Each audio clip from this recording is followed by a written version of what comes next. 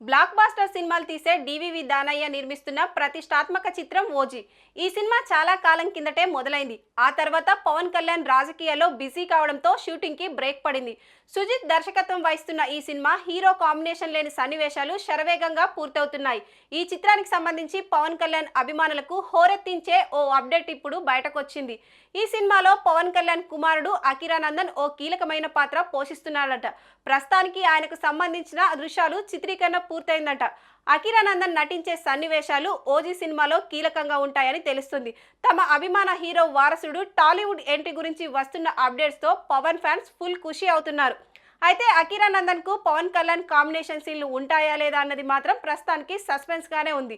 పవన్ కళ్యాణ్ కు సంబంధించిన సన్నివేశాలు కూడా షూట్ చేసి 2025 మార్చిలో ఓజీని విడుదల చేయాలని దానయ్య ప్లాన్ చేస్తున్నారు.